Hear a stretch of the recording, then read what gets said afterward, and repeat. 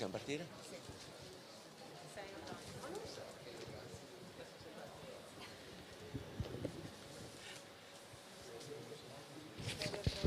Buongiorno.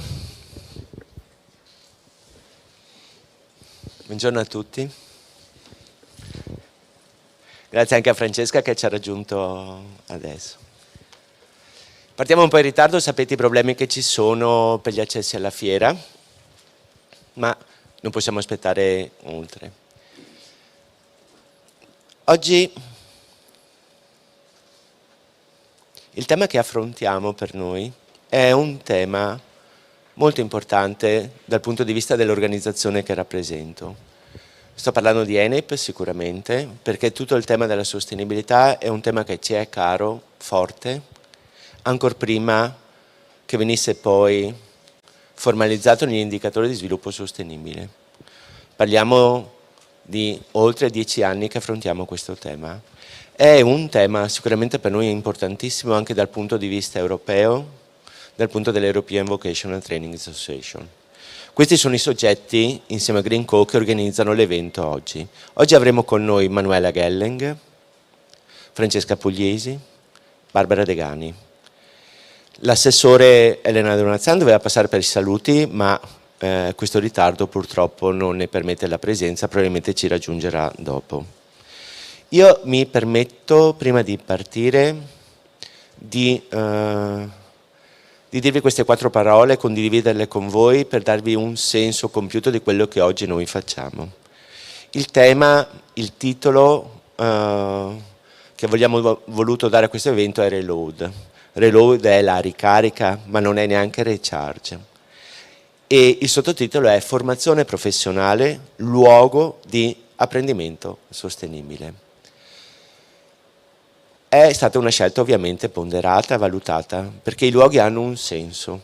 I luoghi hanno un senso soprattutto quando bisogna relazionarsi con le persone. Il luogo ha un senso quando parliamo di scuola, quando parliamo di formazione. Lo dico in maniera forte perché talvolta ci dimentichiamo qual è il senso forte e quale aiuto può dare un luogo pensato anche per la formazione. Il luogo ha senso anche come momento di condivisione e di collettività. Noi pensiamo fermamente che la formazione sia competitività e inclusione. Questo è un tema fondamentale all'interno però di una sostenibilità. Oggi decliniamo questa sostenibilità in questo momento molto in termini ambientali, è vero. La sostenibilità non è solo in termini ambientali, ovviamente, il rapporto uomo-natura va ripensato, lo sappiamo, ma la sostenibilità è anche una sostenibilità economico-sociale, relazionale. E questi sono aspetti fondamentali che sono ancora in via di definizione e anche questo è il momento dell'incontro, perché rispetto a tutti questi temi poco sappiamo ancora. Sicuramente è più facile, scusatemi, più facile fra virgolette ovviamente, immaginare di essere meno energivori. È più facile immaginare di consumare meno acqua. È più facile immaginare di avere meno scarti. È più difficile immaginare come questo avvenga in una mutata relazione anche all'interno della società e di processi produttivi che cambiano. Io dico sempre che oggi uno dei nostri obiettivi come sistema di ENIP è quella di formare i lavoratori che rallentano il degrado del mondo. In queste poche parole ci sono molte cose. Non è una visione pessimista quella di rallentare il degrado, però è sicuramente un passo avanti. Adesso, un primo aspetto fondamentale, e su questo chiederemo un aiuto a Manuela, noi lo troviamo nel nostro sistema come Stato membro a livello europeo. A livello europeo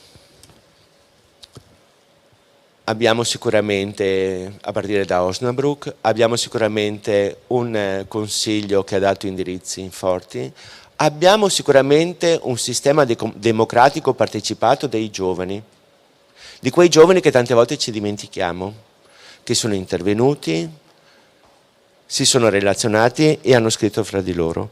Io vorrei sapere adesso, Manuela, se sei collegata con noi. Eccola Sì, qui. lo sono. Buongiorno Manuela. Ti chiedo scusa in ritardo, so che anche tu sei un po' presa e hai i tempi stretti.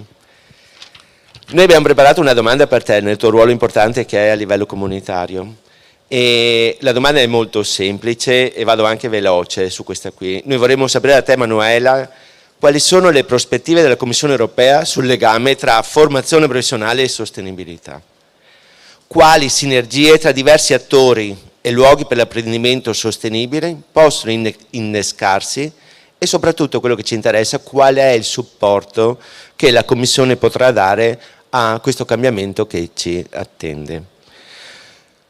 Rispetto alle presentazioni le troverete in sovraschermo, credo che ci siano poche parole da dire di Manuela, visto il ruolo che ricopre per noi a livello della Commissione. Manuela, io ti introduco e ti lascio la parola. A te. Grazie mille, grazie veramente per questo invito a parlare su un tema così importante come questo. Importante direi perché è cruciale per il nostro futuro e è cruciale combinare, direi, la transizione ecologica con l'inclusione e l'equità sociale, perché se non c'è l'uno non ci sarà neanche l'altro, cioè se la transizione ecologica non crea disuguaglianza, sarà difficile raggiungere una sostenibilità. Quindi come fare? La Commissione europea già a luglio ha presentato un pacchetto che si chiama Fit for 55, sicuramente ne avete sentito parlare, che propone una serie di misure per raggiungere gli obiettivi di riduzione dei gas serra, ma anche mira a raggiungere una transizione ecologica che sia anche equa. Da questo punto di vista noi stiamo anche preparando un'esplicitazione, diciamo, maggiore di quella che è quella che dovrebbe essere una transizione ecologica e sociale. Penso che questa nostra proposta sarà disponibile nelle prossime settimane, perché è chiaro che la transizione ecologica può portare alla creazione di posti di lavoro.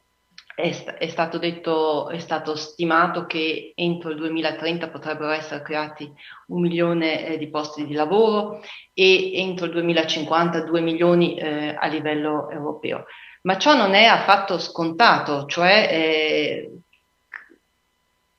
evitare la perdita di posti di lavoro o comunque assicurarsi che le persone che perdono un posto di lavoro ne possono ottenere un altro richiederà delle politiche occupazionali e delle politiche attive del mercato del lavoro e soprattutto, e qui vengo veramente alla questione che ci occupa oggi, le competenze giuste.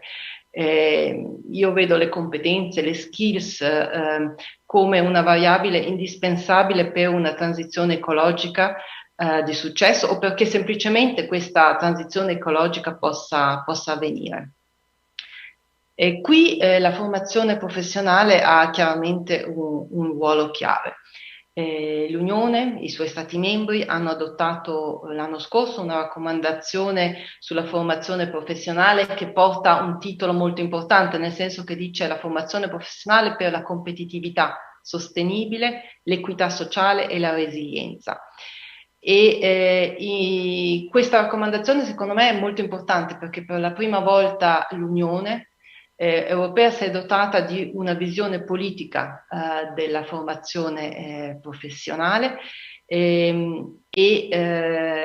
lo ha fatto fissando per la formazione professionale due obiettivi principali da raggiungere, quello della transizione ecologica e la transizione digitale.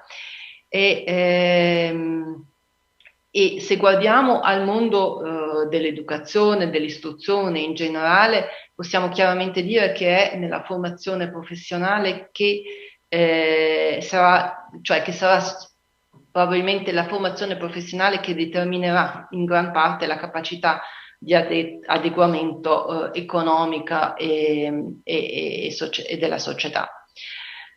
Quindi, come è stato già detto, la formazione,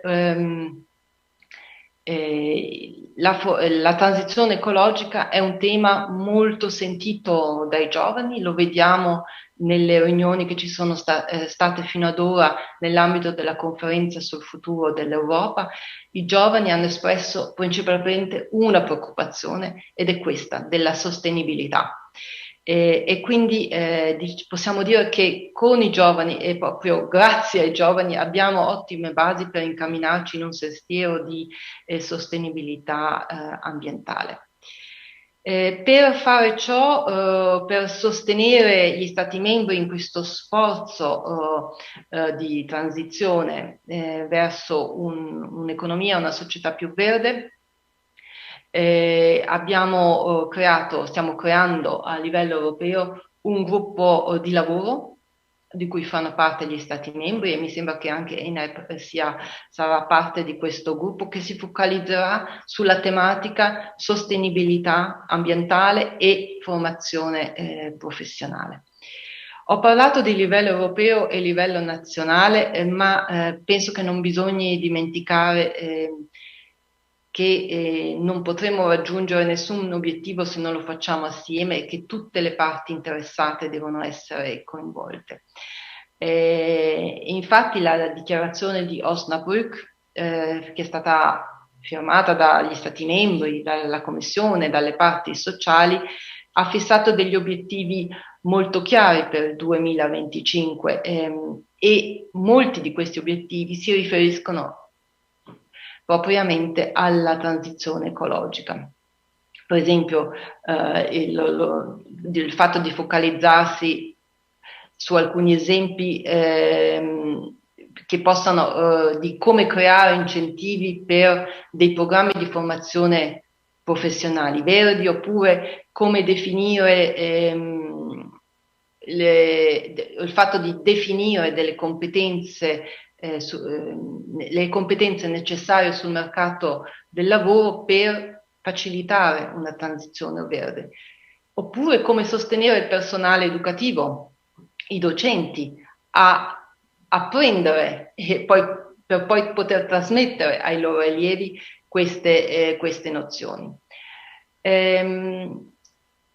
Lavorare assieme direi che è una questione fondamentale quando si parla di formazione, perché la formazione senza il suo legame con l'economia, con le imprese, con gli attori pubblici e privati non può avere un successo. E questo è lo spirito del Patto per le competenze che abbiamo lanciato un anno fa, che ha raccolto molto supporto. Ora tante industrie, tante regioni si sono impegnate a offrire delle possibilità di formazione, e questo è importante unire le nostre forze, e direi che questo è il nostro motto. Mai come in passato in questo periodo, cioè diciamo dal 2021 al 2027, abbiamo un bilancio europeo che ha delle ingenti somme, in cui la transizione ecologica è una delle priorità, e in cui le competenze sono un'altra priorità. Quindi la sfida, direi, è nelle nostre mani. Penso che dobbiamo dare il meglio di noi nel fare il miglior uso possibile di queste possibilità che sono disponibili a livello europeo, per fare sì che la transizione ecologica sia una transizione inclusiva. E perché questo avvenga, penso che la formazione professionale abbia veramente un ruolo chiave da svolgere, e sono molto contenta che oggi questo è il tema che dibatteremo. Grazie. Grazie Manuela, grazie mille, grazie di aver trovato il tempo anche di stare con noi. Perdonate, devo cambiare gli occhiali un attimo.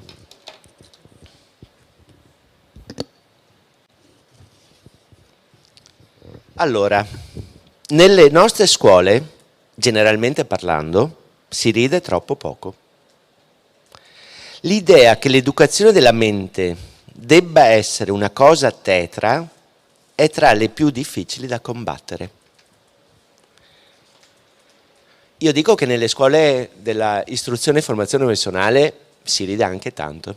Non vuol dire che non usiamo la mente, come pensano alcuni, non vuol dire che siamo sempre la serie B. Siamo la serie B quando ci giochiamo sopra. Io credo che noi siamo la serie A, lo dico sempre, tutto quello che vi sta intorno l'ha fatto la IFP, questa sedia, questi legni per terra, chi ha connesso questo monitor. Però c'è un po' questo aspetto culturale che passa. Dico queste parole per introdurre Francesca, se puoi venire con noi. Scusami se ti rubo nel cuore Gianni Rodari. Francesca, la domanda è un po' complessa che abbiamo riservato a te. E cosa possiamo fare anche dal punto di vista culturale per il cambiamento? Perché il cambiamento è difficile, richiede tempo. Come persone rispetto al cambiamento un po' rallentiamo. Però se non abbiamo un cambiamento culturale fortissimo nel sistema della IFP, non possiamo parlare di sostenibilità e deve essere un cambiamento forte perché la sostenibilità sia efficace. IFP come luogo dello sviluppo sostenibile. Credo di doverti dare questo microfono, quello, perché sennò poi col Covid non sappiamo. A te la parola, Francesca. Grazie davvero di cuore, posso mettere qui?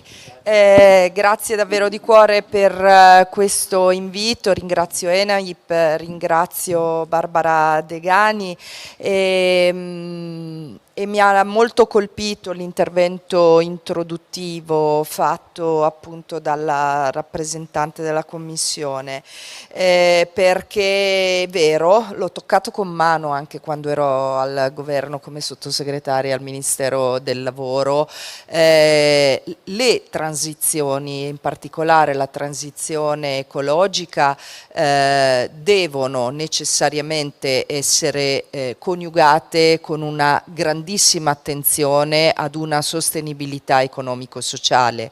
Ricordo solo, ancora prima della pandemia, una visita al petrolchimico di Ferrara, quando appunto erano chiari gli obiettivi verso la transizione, l'abbandono delle materie plastiche. Si poteva leggere in quegli operai che ancora non avevano mai sperimentato un'ora di cassa integrazione quanto temessero la transizione ecologica verso la quale stava accelerando a grandi passi anche il nostro Paese. Il Ministero dell'Istruzione sta investendo molto, innanzitutto con un nuovo piano, il piano Rigenerazione Scuola, perché la scuola è uno dei pilastri, uno degli assi del PNRR e perché appunto la transizione ecologica e tecnologica sono i pillar del PNRR stesso. Quindi è nato il piano Rigenerazione Scuola che vuole rigenerare innanzitutto i saperi, i comportamenti, ma anche le infrastrutture e quindi le opportunità per i ragazzi e le ragazze. Noi abbiamo un compito grande che è inserito nelle riforme che dobbiamo fare nel PNRR, che è quello di abbattere, si chiama Next, a me non piace sta sigla PNRR, è molto più bello il vero nome, cioè Next Generation EU. Tutto ciò che facciamo e pensiamo deve essere rivolto a questa generazione di ragazzi e ragazze europee che si trova sulle spalle un fardello del debito generato dalla gravissima pandemia e crisi economico-sociale enorme, e quindi è a loro che va rivolto ogni sforzo e ogni centesimo di investimento. E quindi dicevo, voi, la formazione professionale, la IFP, costituite un pilastro fondamentale. Se noi vogliamo abbattere innanzitutto il tasso vergognoso di dispersione scolastica che affligge il nostro paese, voglio ricordare che la formazione professionale in alcune regioni d'Italia, che sono particolarmente peraltro colpite dal fenomeno della disoccupazione e dalla desertificazione industriale, non c'è. Quindi va sostenuta la formazione professionale diffusa come modello proprio anche di apprendimento. Il learning by doing è l'unica cosa che anche le nuove generazioni comprendono, anche le nuove generazioni di nativi digitali. Quindi anche come rappresentate un modello di nuova didattica voglio spingermi oltre. L'assessora Donazzan, che poi mi saluterete, in questo momento è impegnata in un'altra delle riforme importanti contenuta nel PNRR che stiamo seguendo in questo momento al Senato. Interverremo come governo per appunto modificare il testo uscito dalla Camera perché appunto gli ITS sono un asset fondamentale se noi vogliamo sconfiggere la disoccupazione giovanile. E così ci stiamo accingendo con il ministro Bianchi, proprio la scorsa settimana abbiamo fatto e Forma ha partecipato a questo seminario interno che abbiamo voluto fare proprio per dare attuazione ad un'altra delle riforme previste dal PNRR, che è quella dell'orientamento e quella di tutta la filiera dell'istruzione tecnica e della formazione professionale. È una riforma fondamentale perché è troppo alto il tasso di dispersione scolastica, perché abbiamo bisogno di avvicinare ragazzi e ragazze al mondo del lavoro.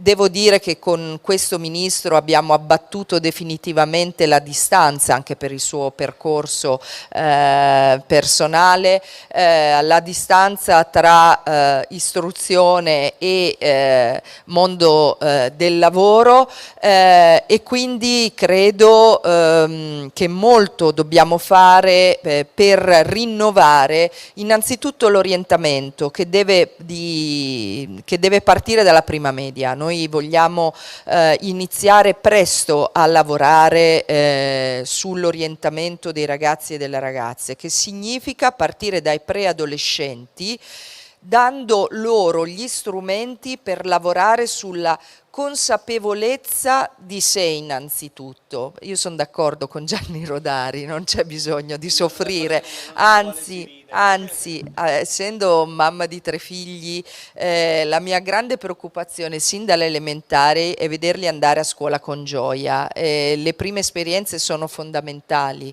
È per questo che un'altra riforma importante che abbiamo inserito e che, con un grande investimento, è quella degli asili nido, delle scuole dell'infanzia, perché se hai delle esperienze positive in tenera età è difficile che poi odierai la scuola o comunque appunto le esperienze educative e formative. E dicevo, quindi orientamento a partire dalla prima media, lavorando sulle proprie potenzialità, sui propri desideri anche. La scuola alle medie soprattutto deve aiutare i ragazzini, i preadolescenti a scoprire innanzitutto se stessi, a diventare grandi, a diventare quell'età difficilissima. Ma poi appunto non può partire negli ultimi 2 anni di scuola secondaria, ma deve partire appunto molto presto, lavorando sulle aspirazioni ma anche sulle abilità e le competenze, dando l'opportunità di conoscere anche che non esiste solo il liceo, che non esiste solo alcuni tipi di scuola, ma che appunto attraverso anche la formazione professionale, l'istruzione e la formazione professionale si può arrivare a ricoprire innanzitutto innanzitutto a trovare anche velocemente poi un lavoro. Probabilmente non andremo a modificare il DPR che ha riformato l'istruzione professionale, ma crediamo che il Ministero dell'Istruzione debba proprio costituire una sorta di cabina di regia per tutta la filiera di maggiore osmosi e contatto con il mondo del lavoro, andando quindi ad aggiornare anche i profili in uscita, appunto con le nuove piegature verso la transizione delle competenze per la transizione tecnologica ed ecologica. Quindi questo è il cantiere che abbiamo aperto con il ministro Bianchi al Ministero dell'Istruzione, e crediamo davvero che l'istruzione e la formazione professionale debbano costituire una gamba essenziale. La Manuela ha fatto come dire, ha parlato anche dell'importanza della formazione professionale per il reskilling delle persone che perdono il lavoro, tema davvero urgente nel nostro paese è riformare le politiche attive, ce lo diciamo da troppo tempo, credo che occorra accelerare da questo punto di vista, e anche qui dalla IFP agli ITS crediamo che possa essere grande il contributo per garantire a tutti appunto una sostenibilità anche della propria vita, perché qua anche la discussione infuocata sul reddito di cittadinanza, la cosa importante è offrire a queste persone l'opportunità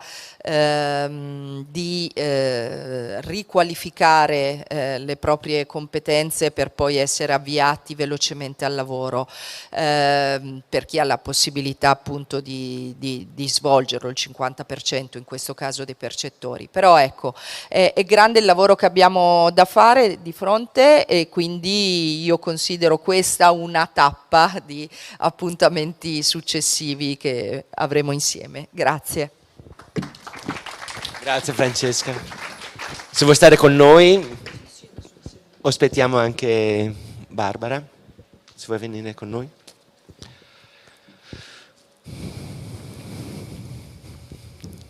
Barbara è anche una grande amica. Io ho una preoccupazione, non so cosa state pensando rispetto al fatto che dovremo spendere queste ingenti risorse.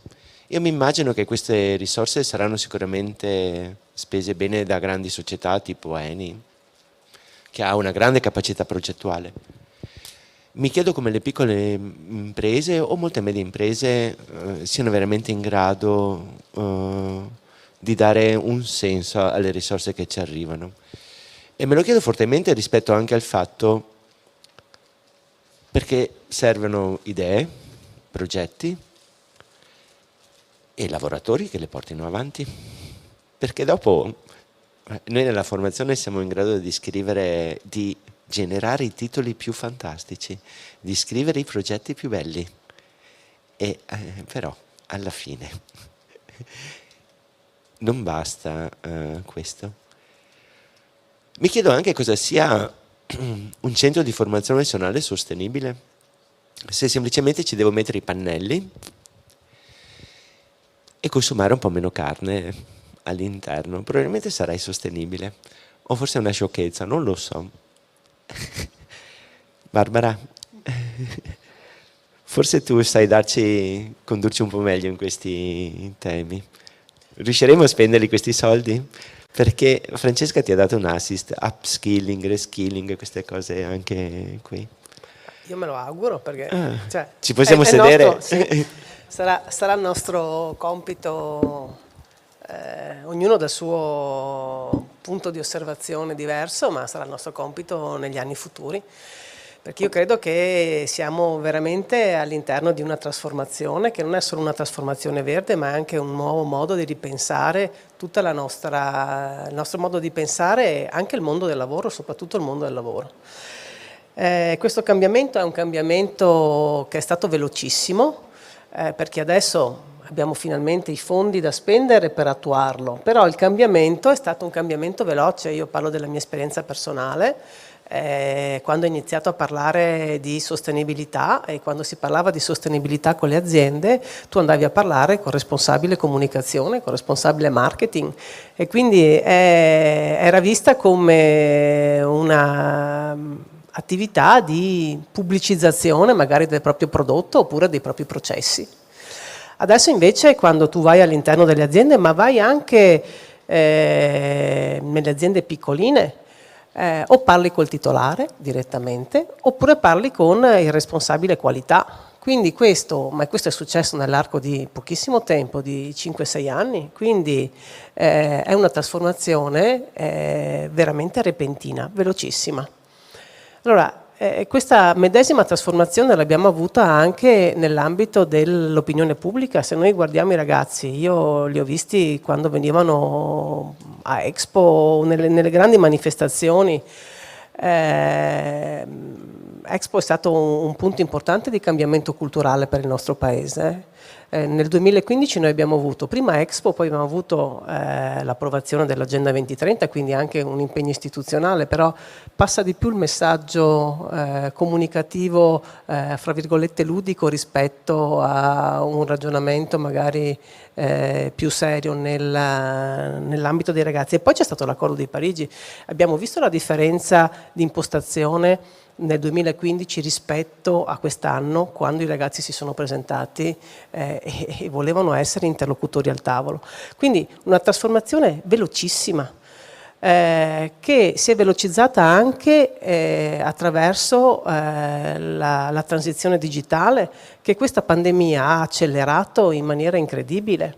E quindi questo grandissimo cambiamento è stato un cambiamento che non ha riguardato solo il nostro paese, ma è stato un cambiamento globale. Quindi io dico sempre la sostenibilità è equilibrio. Perché equilibrio? Perché mette in contatto mondi diversi. Se pensiamo alla globalizzazione, quello che succede qui è rilevante anche in Africa o viceversa, quello che succede in Africa diventa rilevante anche qui. Mette in contatto generazioni diverse e anche modi diversi di pensare, anche in contrapposizione qualche volta, ma bisogna trovare l'equilibrio attraverso la sostenibilità, e quindi le generazioni dei nostri nonni, dei nostri genitori, dei nostri figli, dei nostri nipoti. È equilibrio fra i sessi, perché anche qui ti pone il problema di quello che può fare, anche qui un discorso di mentalità fra uomo e donna, mette in equilibrio anche, ne parlava prima Giorgio, la mente con la mano. Cioè non ci deve essere più una differenza fra quello che mentalmente uno può fare rispetto a quello che manualmente uno può fare. Io trovo, quando mi trovo così a chiacchierare con Giorgio su quello che può essere il futuro, dico sempre che ENAIP e l'attività che viene svolta dalla formazione professionale ha precorso i tempi nell'ambito della transizione ecologica, ambientale, ma lo ha precorso anche nell'ambito del sociale. Io penso ai primi bilanci sociali che sono stati fatti, perché è fondamentale quando tu studi e progetti la formazione professionale in base a quelli che sono i principi che tu ti sei già dato. Per questo dico che la formazione professionale è punto di equilibrio fra il lavoro e l'educazione e l'istruzione, è punto di equilibrio fra quello che nell'ambito di questa transizione, perché è riuscita secondo me in tempi precedenti a capire come sarebbe andata, e quindi si è attrezzata e ha una flessibilità che altre istituzioni non hanno. Io credo che il PNRR possa essere una grandissima, debba essere, non possa solo, debba essere una grandissima opportunità e lo debba essere non solo per le generazioni future, con i nuovi lavori, poi magari ne parliamo un po', ma debba essere anche per i lavoratori che ci sono attualmente, perché la trasformazione verso la sostenibilità ha anche delle resistenze e quindi bisogna anche andare a formare le persone che già sono nel mondo del lavoro, perché se l'azienda deve trasformare il suo modo, i suoi processi produttivi, ha bisogno di persone che siano in grado di comprenderli. Più vanno affiancate anche ad attività professionali nuove. Adesso io mi sono portata un po' di elenchi di sì, no, sì, è uno studio fatto dalla Fondazione Simbola con Union Camere, no, nell'ambito dei lavori sostenibili. Ovviamente ci sono anche ingegnere ambientale, inutile dirlo, ma insomma il meccatronico green, cioè meccanici ed elettrauti che entro il 2023 devono diventare meccatronici, cioè professionisti per rendere più efficienti i motori, e i promotori edili di materiali sostenibili, pensiamo al 110, a quello che si sta sviluppando, quindi il bioinformatico, cioè che mette insieme competenze da un punto di vista informatico, ma anche la gestione dei processi biologici, il cuoco sostenibile, il fatto di trovare, reperire il nostro cibo in maniera a chilometro zero, si dice, insomma, ma anche la trasformazione del materiale e l'educatore ambientale, l'informatico ambientale, quindi competenze anche nel green building, lo specialista in contabilità verde, perché esiste anche tutta un'attività di contabilità verde che viene fatta e via via, cioè ci sono professioni nuove che hanno bisogno di attività formativa nuova. L'altra cosa che spesso non viene detta è che anche il pubblico, quindi non solo il settore privato, ma anche il settore pubblico ha necessità di rivedere le competenze e gli skill di alcuni soggetti che sono all'interno delle pubbliche amministrazioni, e mai come in questo momento la pubblica amministrazione sta facendo una serie di bandi per assunzioni. Io nella mia vita sono stata 20 anni nelle istituzioni, adesso sono 5-6 anni che non ci sono più, svolgo attività imprenditoriale, ma non ho mai visto e c'è un grandissimo problema anche lì, perché pur nel ricambio generazionale che c'è stato in corso, tantissime persone sono andate in pensionamento, alcune sono state assunte, quindi c'è anche un problema di numeri, di proporzione, c'è anche un problema che non c'è stato il passaggio. E quindi le persone nuove che vengono assunte, indipendentemente del CD, insomma, sono nuove e quindi rivedono i processi amministrativi anche in maniera diversa rispetto a quello che succedeva 3 anni fa, 4 anni fa, 5 anni fa. Il problema in questo momento nelle pubbliche amministrazioni non è più economico, ma è un problema di professionalità del personale. Ecco, questo secondo me è un altro settore dove anche la formazione professionale dovrebbe cominciare a pensarci, perché ci sono tantissime professionalità all'interno della pubblica amministrazione che secondo me vanno da un lato riformate ma anche formate. Grazie Barbara.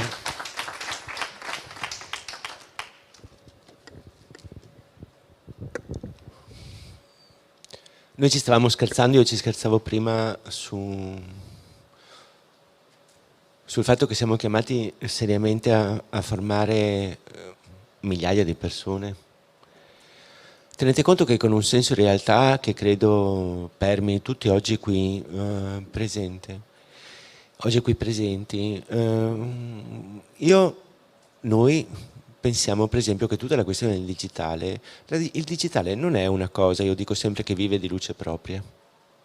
Il digitale è uno strumento che permette per esempio tutta la transizione green. L'alfabetizzazione di cui abbiamo bisogno, io non sto parlando di cose alte, sto parlando di alfabetizzazione, vedo qui Gianfranco con noi. L'alfabetizzazione, perché se voi chiedete semplicemente a molti lavoratori cosa vuol dire salvare nel cloud, non aspettatevi risposte. perché noi viviamo sempre di più una società del wow, della parola, e quindi è facile usare cloud. Poi se chiediamo a qualcuno, scusa, ma dov'è questo cloud? Cosa hai fatto? Non abbiamo più niente. Io ho immaginato un percorso che abbiamo fatto oggi, che era quello, sicuramente partire con Manuela, perché ci dà oggi, ogni Stato membro ha un indirizzo che è un indirizzo, quello stabilito a livello comunitario, vige, governa il Parlamento europeo, e nel Parlamento europeo ci siamo anche noi. C'è sicuramente un bisogno di una lettura che ci ha dato Francesca in termini istituzionali, anche con la sua forte esperienza in questo ambito, e c'è anche una lettura che ci ha dato Barbara rispetto anche al mercato lato impresa, e più di chi poi fa l'aspetto consulenziale può darcelo.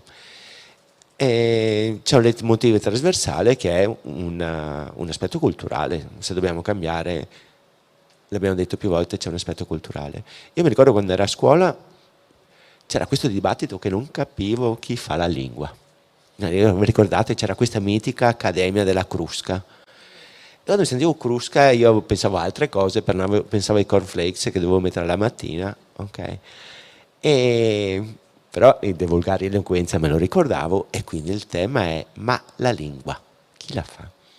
Quelli che sono intelligenti o il popolo? Però la lingua è essenza, è sostanza, perché attraverso la lingua noi siamo anche in grado di spingere, generare cambiamento culturale. Sto dicendo una cosa che vivete tutti i giorni. Immaginate quante parole che non avevamo pre-Covid e che oggi abbiamo.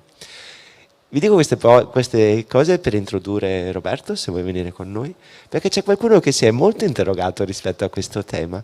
C'è anche una lingua della transizione. Roberto, ti siedi con noi? C'è una lingua della transizione, c'è una lingua del digitale, c'è una lingua di questi ultimi 2 anni anche, e non solo. Roberto Cavallo, a te. Beh sì, grazie. Intanto grazie a Barbara Negani per l'invito, a Giorgio di aver accolto il suggerimento dell'invito di Barbara.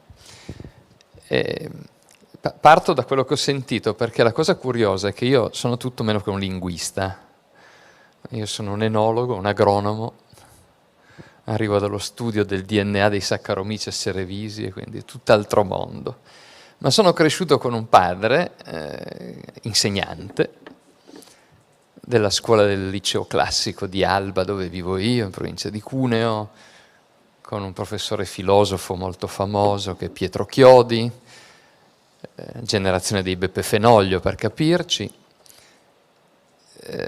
che mi educava a botte di greco e di latino. Io che ho fatto agraria, potete immaginare, per me il greco e il latino però sono diventati i nomi scientifici delle piante e degli insetti che andavo studiando all'epoca.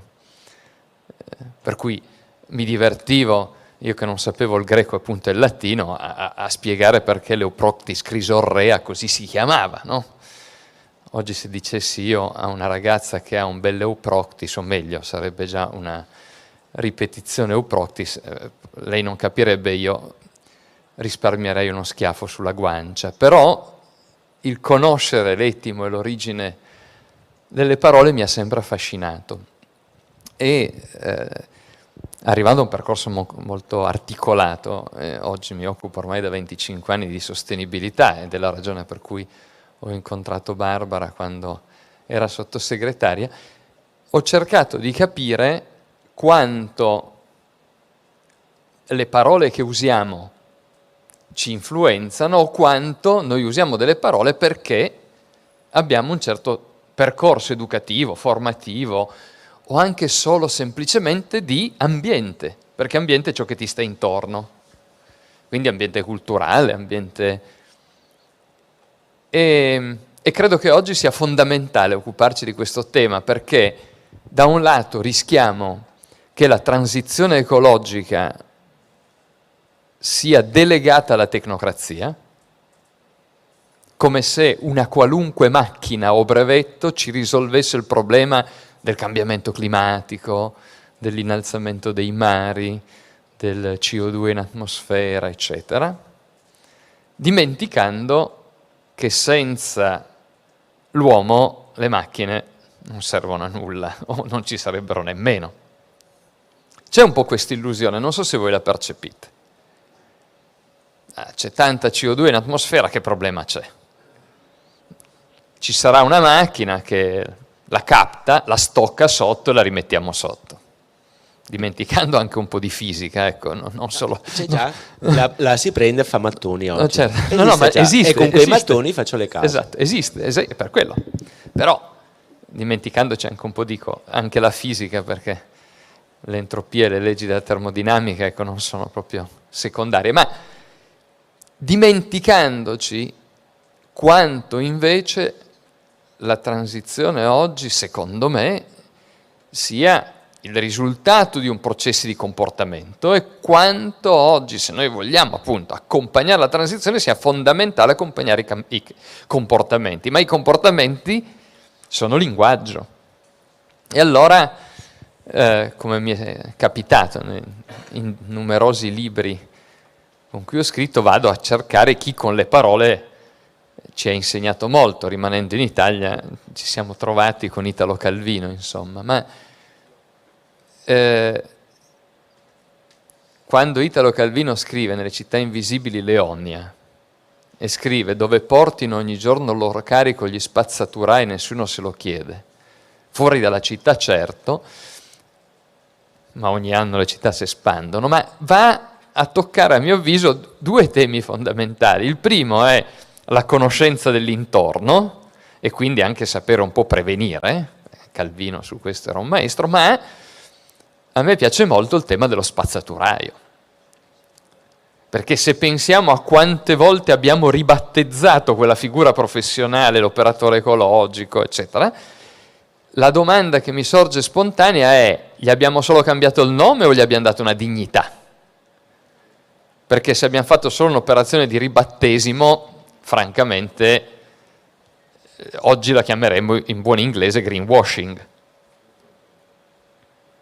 E allora l'ultimissimo testo, a cui ho chiesto anche a Barbara di darmi una mano, è stata quella di prendere 53 parole dell'ultima direttiva comunitaria, quella alla quale io ho partecipato prima al Parlamento europeo, poi nella trasposizione del nostro ordinamento giuridico, quindi la legge, il pacchetto per l'economia circolare, quindi la revisione del testo unico ambientale del 152, abbiamo preso 53 parole che ci sembravano le parole più fulcro, più guida della direttiva comunitaria, e abbiamo provato a esploderle, a raccontarle. Io ho chiesto a appunto una cinquantina di amici di interpretarle, pensando se quella parola è attuale, appartiene al passato, e quindi la possiamo, diciamo, archiviare, c'ho una moglie archivista,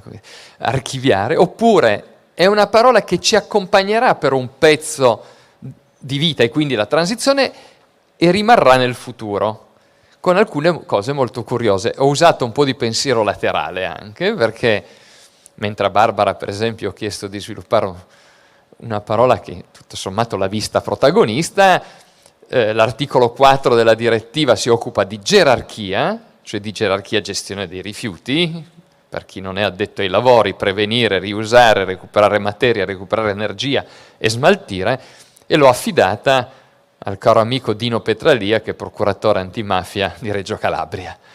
E ovviamente ci dà uno spaccato diverso. Ho chiesto a Sara Iazzi, antropologa dell'Università di Trento, e così via, non necessariamente addetti ai lavori. E quello che emerge è appunto che abbiamo bisogno di riappropriarci un po' delle parole, perché sono quelle che ci possono accompagnare verso il futuro di transizione, mettere un po' più a fuoco il punto B al quale vogliamo arrivare, e nello stesso tempo, lasciatemi dire, non farci un po' abbindolare da chi le parole le sa usare un po' meglio e magari ci porta dove proprio non sarebbe opportuno andarci. Da questo punto di vista credo che anche il mondo che tu rappresenti, cioè della formazione, sia importante, perché, come hai detto all'inizio, pensare a delle formazioni serie A, serie B, francamente mi lascia un po' perplesso, perché è proprio come lo spazzaturaio. C'è una bellissima campagna di comunicazione a Berlino basata su chi ti accoglie in quella città, e ci sono dei grandi manifesti sui quali c'è il cuoco, c'è l'imprenditore e c'è l'operatore che si occupa della pulizia della città. È una delle persone chiave che a Berlino ti accolgono. Allora, da questo punto di vista non c'è una figura di serie B, che è proprio quello che denunciava un po' Calvino e anche Pierpaolo Pasolini nel dire no, gli spazzaturai non sono l'ultimo anello della catena, perché sono quelli che prendono in carico un pezzo di noi stessi. E allora, da questo punto di vista, credo che la parola ci aiuti a ridare dignità.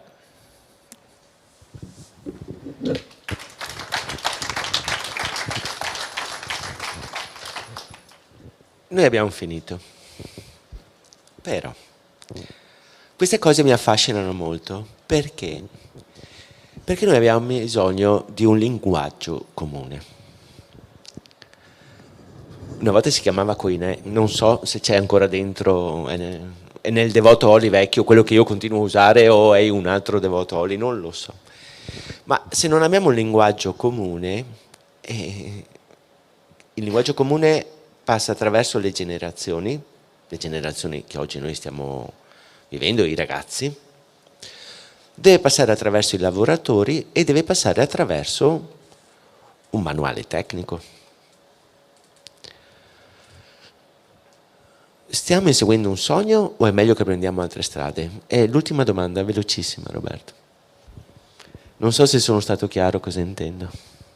È complesso. Ma è importante però, perché se vogliamo questo cambiamento culturale dobbiamo mettere insieme di nuovo anche le generazioni. No, ma certamente. Allora, il mio è un semplice vissuto, non ho una risposta, è una considerazione. Il vissuto è che forse, se pensiamo a un futuro sostenibile e alle nuove generazioni, mi piace molto il richiamo alla Next Generation You Found, cioè qui stiamo ragionando in modo assolutamente naturale del futuro della nostra specie, questo è, cioè, ogni tanto dovremmo tornare un po' all'animale che c'è in noi, cioè al futuro del DNA della nostra specie, quindi alle generazioni future, evitare un po' la battuta di Woody Scusa un Allen. attimo, siccome vedo che Francesca si sta mettendo la mascherina, presumo che debba andare via e volevamo ringraziarla tantissimo a nome nostro e a nome di tutti i presenti. Grazie Francesca. Grazie. Dico, dovremmo evitare la battuta di Woody Allen che parafrasa Groucho Marx quando dice che devo fare per le generazioni future, loro non hanno fatto niente per me, cioè, ecco, allora invece riappropriarci un po' del DNA nostro che dice noi il primo scopo per cui noi nasciamo come animali è che il nostro DNA continui, la nostra specie continui.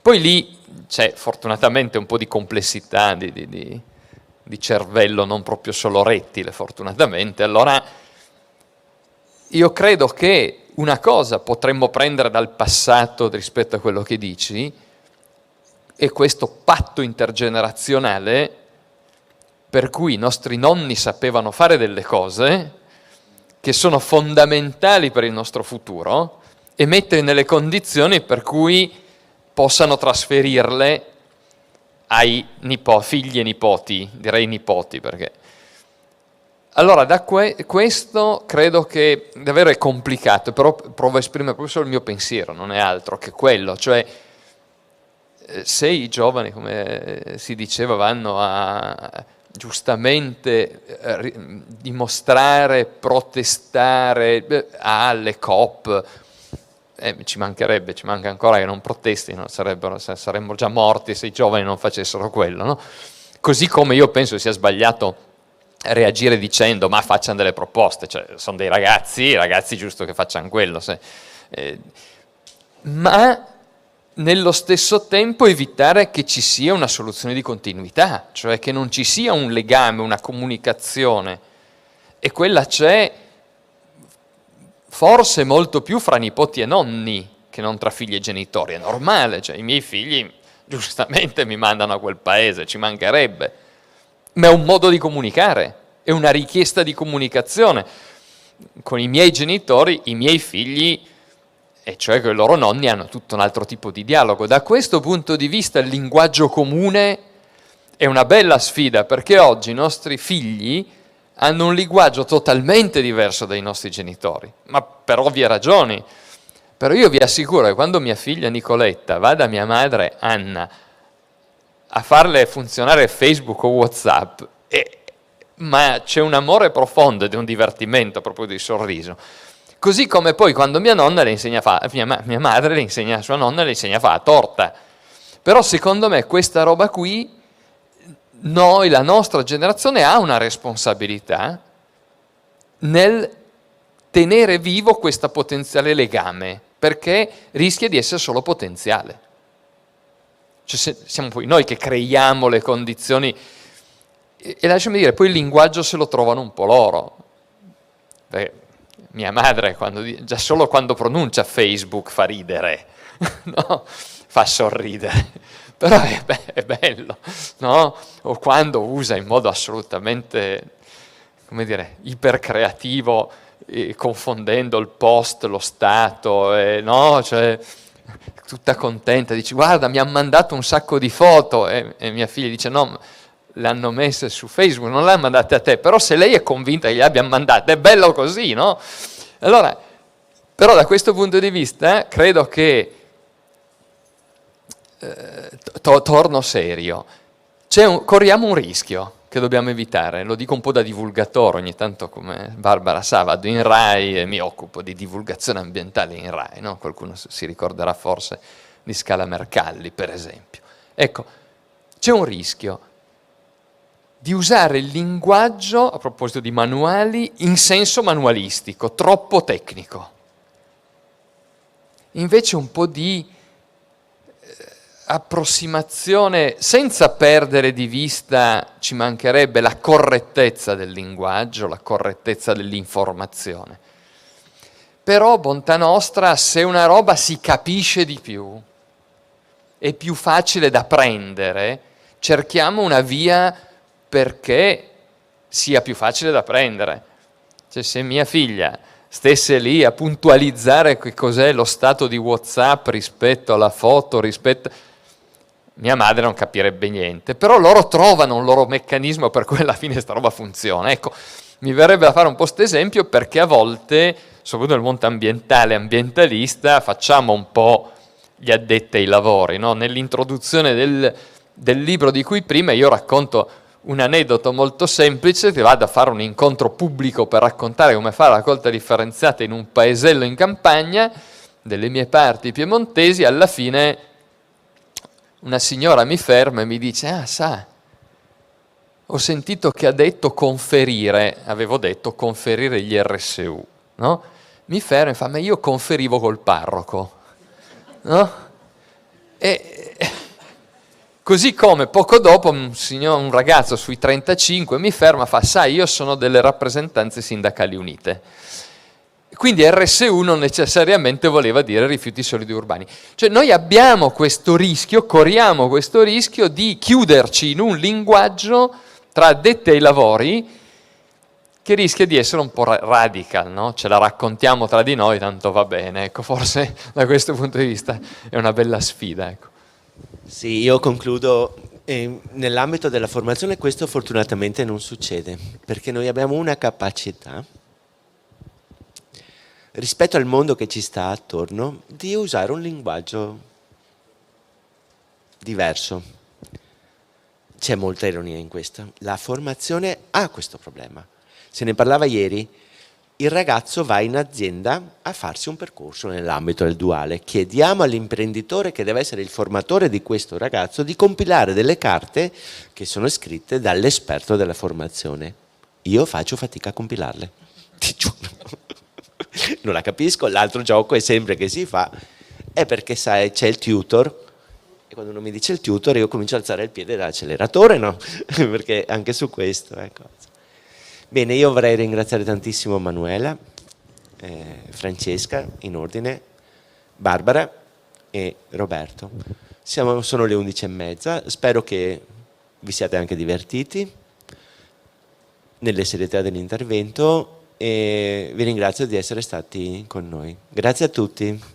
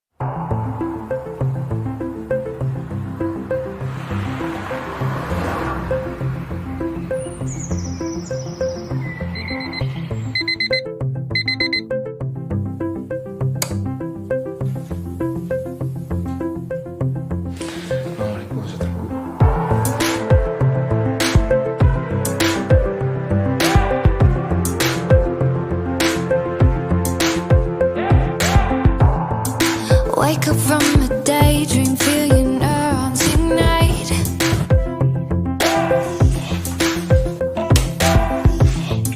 Levitate your body, thoughts and limbs reunite. So come on, come on, come on, rock a two-step, shake them bones.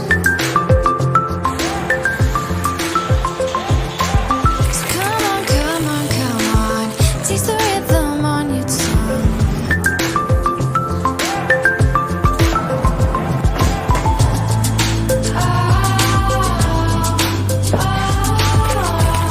Make it shine like gold, make it shine like gold.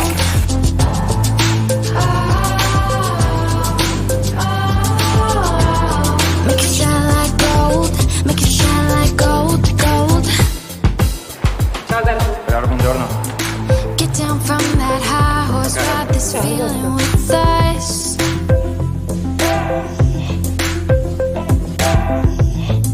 Wear it like a crown till sunshine fades into dusk. Ciao Alberto, buongiorno. Come stai?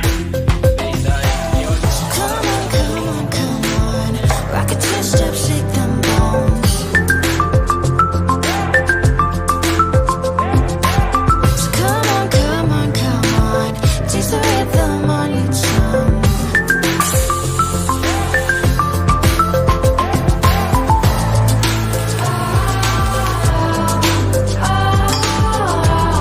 Make it shine like gold, make it shine like gold.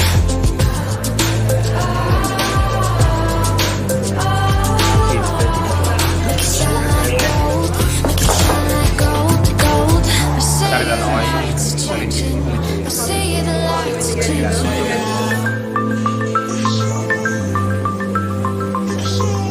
I hear the music playing, I hear it playing in my mind.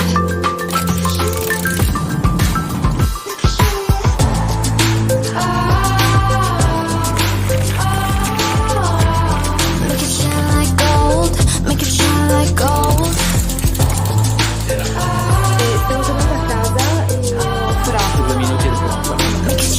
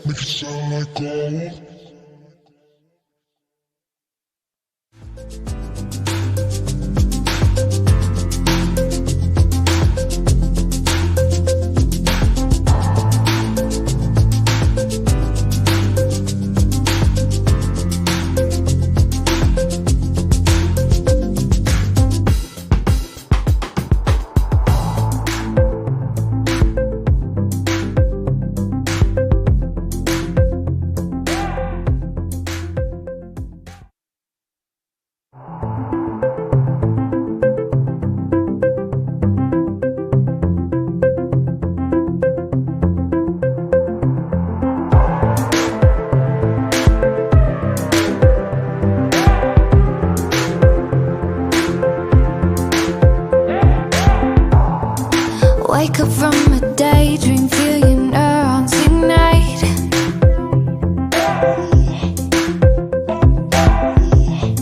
Levitate your body, thoughts and limbs reunite.